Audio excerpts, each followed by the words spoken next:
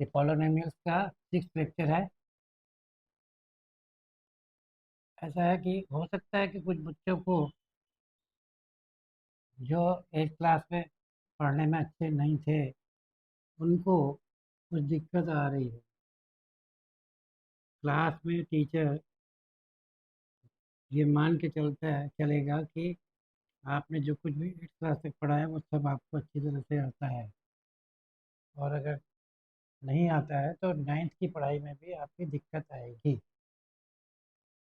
कहाँ कहाँ पर पॉलिनोमियल में क्या क्या दिक्कत हो सकती है उसको मैं अब सॉल्व कर रहा हूँ, ताकि आपको जो 8th क्लास की चीज़ें हैं वो समझ में आ जाए।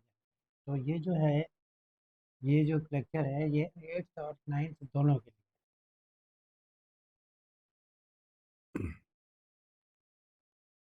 पॉलिनोमियल को गुणा करना, जैसे मान लीजिए कि आपको मल्टीप्लाई करना है 3x + 5 - 5 को 2x² - 10x - 1 से। तो कैसे करते हैं इसको? पहले यहाँ 3x लिखो, पहले पॉलिनोमियल का, और इस -5 को दूर में लिखो। ठीक, और इसको दो जगह लिख दो, यहाँ पे लिख दो फिर यहाँ पे लिख दो। 2x² - 10x - 1, और यहाँ भी लिख दो 2x² - 10x - 1। आप मल्टीप्लाई करेंगे, पहले इसका और इसका मल्टीप्लाई करेंगे। 3x को 2x² से, 3x को 2x² से, 3 × 2 = 6, और x × x² = x³। देखिए, x × x² कैसे होता है? ये है x, इसके मतलब x⁻1 होता है, और ये है x²। जब नीचे बेस सेम हो तो ऊपर पावर जुड़ जाती है, तो ये हो जाएगा x1 + 2, यानी कि x³। अब आप सब जगह पर ध्यान रखें, इस तरीके से होता है। तो ये हो जाएगा हमारा 6x³। अब हमने मल्टीप्लाई करना है 3x को -10x से, 3x को -10x से, 3x × -10x। ठीक है, -10 × 3 -30। ये x⁻1 है, एक्चुअली में ये भी x⁻1 है, तो x⁻1 + 1 हो गया, यानी कि -30x² हो गया। अब इसको यहाँ लिख देंगे -30x²। फिर हमने मल्टीप्लाई करना है 3x को -1 से, 3x इंटू, ये इंटू है, ये x है, हाँ, इंटू -1, तो -3, -1 × 3 -3, और फिर इंटू x। ठीक है, ये इंटू है, हाँ, तो ये हो गया -3x। अब आगे बढ़ते हैं, यहाँ पर -5 इंटू 2x²। एक्स जो मैं लिख रहा हूँ जनरली ऐसे लिखूंगा, एक्स को ऐसे काट दूंगा तो ये एक्स हो गया, और ये इंटू हो गया। ठीक है, जैसे ये काट दिया, ये एक्स हो गया, जिसमें काट दिया वो एक्स है, जिसमें नहीं काटा वो इंटू का निशान, क्योंकि दोनों एक जैसे देखने में होते हैं। तो -5 × 2 दैट इज -10। ठीक है, ये इंटू का निशान है, हाँ, या इंटू के निशान को छोटा ले लीजिए, इंटू x²। ये तो -10x²। ठीक है, अब -5 को मल्टीप्लाई करेंगे -10x से, माइनस को माइनस से गुणा करके प्लस होता है, minus into minus plus, minus plus into plus plus, और अगर ये डिफरेंट हो, सेम हो, तो plus, minus minus plus, plus plus plus, minus into plus minus, और प्लस इंटू माइनस माइनस। अगर डिफरेंट है तो माइनस, सेम है तो प्लस होगा, चाहे सेम माइनस हो चाहे सेम प्लस हो। दो दो, तीन नहीं, तीन माइनस होंगे अगर, देखिए, तीन माइनस कभी आगे आ गया, तीन माइनस, माइनस इंटू माइनस, तो ये माइनस होगा। अगर ऑड नंबर होगा तो माइनस होगा, इवन नंबर होगा तो प्लस हो जाएगा। Minus into minus into minus into minus, ये चार है। ठीक है, इवन नंबर तो ये प्लस, ऑड नंबर है तो माइनस। तो माइनस इंटू माइनस, ये इवन नंबर है तो ये प्लस, 5 × 10 50 इंटू एक्स, तो क्या हुआ फिर +50x। और लास्ट में क्या है, लास्ट में है -5 × -1, -5 × -1, माइनस माइनस प्लस, 5 × 1 5, तो यहाँ +5।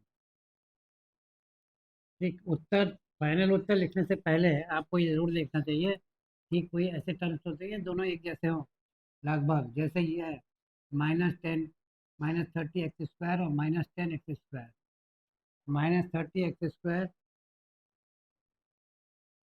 -10x², ये ऐसे ही है जोड़ना जैसे कि -30 और -10, कभी ऐसा लिखा हो तो आप माइनस कॉमन निकाल लो और ये 30 + 10 हो जाएगा। अब माइनस कॉमन निकालने वाला जब बताएंगे तब क्लियर हो जाएगा।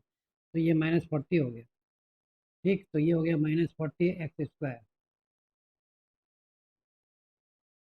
ठीक है, कॉमन निकालने वाली बात थोड़ा सा यहीं बता देता हूँ कि कैसे कॉमन निकालते हैं। तो यहाँ क्या, अगर माइनस हमने कॉमन निकाली तो यहाँ तो कुछ बचेगा ही नहीं। तो आपने एक्चुअली में ये क्या चीज़ है, ये है -30x², माइनस और प्लस को हम कहीं भी डाल सकते हैं, उससे कोई अंतर नहीं पड़ता। और यहाँ लिख दो +10x²। ये, अब यहाँ और यहाँ भी आप माइनस और प्लस लिख दो चाहे चाहो तो। ये माइनस आपने बाहर निकालना, माइनस आपने बाहर निकाल लिया, तो ये हो गया +30x²। ठीक है, ये माइनस बाहर आ गया तो ये हो गया +10x²। ये, इस प्लस को चाहो तो हटा दो। ये, और 30x² + 10x², ये हो गया 40x²। तो कभी भी ऐसे माइनस माइनस जोड़ना हो तो इस तरीके से जोड़े, आप समझ नहीं आ रहा तो ये हमारा हो गया लास्ट में जाके 6x³ -30, ये -10, ये -40x², और ये भी जुड़ जाएगा ये दोनों। ये है -3x + 50x +50x।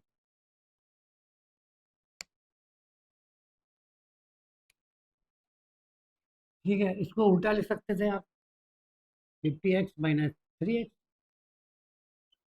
ऐसा हुआ जैसे कि 50 में आपने 3 घटाना है, 50 में 3 घटाएंगे तो 47 47 आता है। तो इसके मतलब जिसका मान किसके बराबर हो गया, इसका मान हो गया 47x, 47x। तो +47x, ये था ना, ये प्लस है हाँ? ये +50x - 30, +50 माइनस +47 ऐसे ही। ये +47x, तो +47x, और लास्ट में बचा ये 5। तो ये आंसर होगा।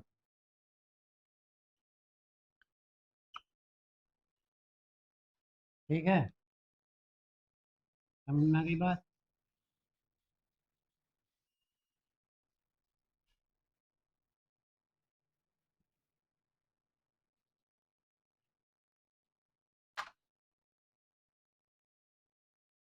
कॉमन निकालने फिर से चल लीजिए आप। जैसे मान लीजिए -4x, पहले +4x + 16x²। ठीक है, इसमें कुछ कॉमन निकालना है, कैसे कॉमन निकालते हैं देखिए। ये +4x, ये है 4 × 4, तो यहाँ लिख दीजिए 4 × 4। ठीक, और ये x × x² और एक प्लस और लगा दो यहाँ अपनी तरफ से। प्लस लगा सकते हैं, माइनस नहीं लगा सकते कभी भी। अब आपने +4 को बाहर करना है, इस x को भी बाहर करना है।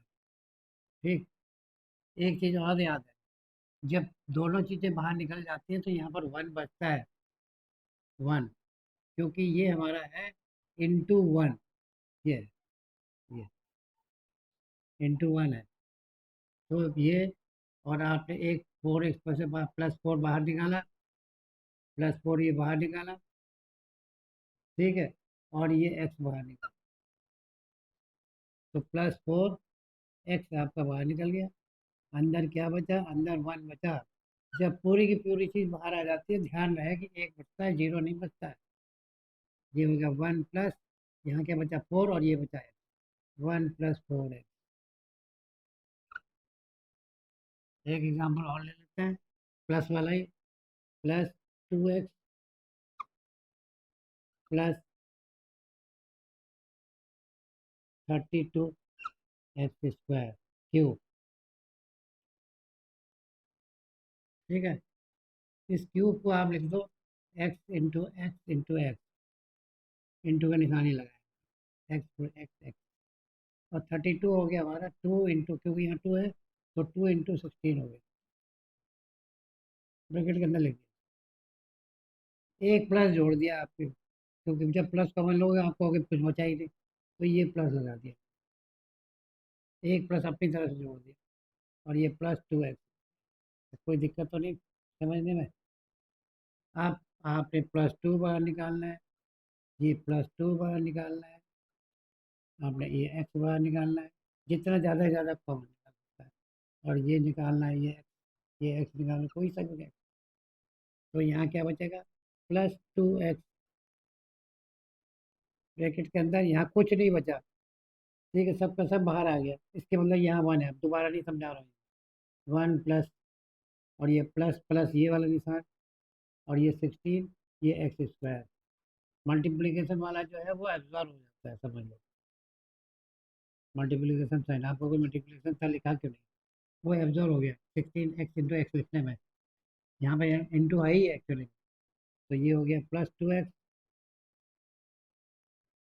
1 + 16x²। x × x होता है, समझा चुका हूँ मैं। x क्या है? x⁻1 × x⁻1। ठीक, नीचे दोनों में सेम है, अगर सेम है तो एक जगह लिखो बस, और पावर को आप जोड़ दीजिए। ठीक है, तो ये हो गया x²। ठीक है, अब एक दूसरा सवाल लेते हैं, जिसमें कि एक तो प्लस है और दूसरा माइनस है। ठीक है, तो +3x -12x²। इसमें से हम क्या कॉमन निकाल सकते हैं? देखिए, अगली लाइन में हम क्या करेंगे, ये +3x को ये देखेंगे, जो आप देख रहे हैं इससे छोटा है, हर मामले में न्यूमेरिकल वैल्यू यहाँ कम है, यहाँ x² है, यहाँ x है।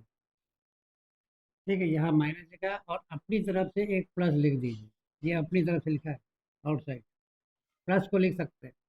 और ये 12 जो है इसको 3 × 4 कर दिया, 3 × 4, और ब्रैकेट में लगा दो, ताकि पता रहे कि हमें 12 को तोड़ा है। और इस x को स्क्वायर को x गुणा x, जब हम x गुणा x को x² लिखते हैं तो x² को x गुणा x में लिखते हैं। अब देखिए अब क्या क्या कॉमन निकलेगा। अब यहाँ पर अगर अभी समझ नहीं आया तो यहाँ पर समझ लो जैसा कि ×1 है। हाँ, अभी बाद में कहोगे कुछ बचा ही नहीं यहाँ पे, ये 1 × 1 है, 1 से इंटू कर सकते हैं। ठीक, तो यहाँ +3x कॉमन निकला, ये +3, ये x, ये +3, और ये x। हाँ, इंटू के निशान छोड़ के जो कुछ बचा वो लिख लो। तो यहाँ पर क्या बचा? यहाँ पर 1 बचा, ये 1, ये 1। या यूँ समझ लीजिए कि जब सब कुछ पूरा का पूरा चीज़, पूरा टर्म जो है वो बाहर आ जाता है, तो जो अंदर रहता है वो 1 रहता है। 1 भी 1 बना रहता है वहाँ पर, मतलब खाली हो गया तो इसका मतलब जीरो नहीं है। और ये माइनस का साइड, ये माइनस, फिर ये 4, इसको इंटू को नहीं लिखेंगे, 4, और फिर ये x, जो बचा हुआ इसको उत्तर लिख, ये बाहर आ चुका है, ये बाहर आ चुका है, ये बाहर आ चुका है, ये 3 बाहर आ चुका है, ये +3 +3x। अब बाहर बाहर +3x है, चाहे तो आप इस प्लस को हटा दें, हटा भी सकते हैं 3 प्लस को, और ऐड भी कर सकते हैं। तो 3x, और ये हो गया 1 - 4x, ये आपका आंसर होगा। इस तरीके से समझेंगे तो समझ में आ जाएगा। आप 9th क्लास में अगर पढ़ रहे हो, ये चीज़ नहीं आती है, ये बार बार आई काम में, ऐसी चीज़ें नहीं आती है, तो टीचर आपको समझ में नहीं आएगा, और टीचर से पूछेंगे तो फिर वो यही सोचेगा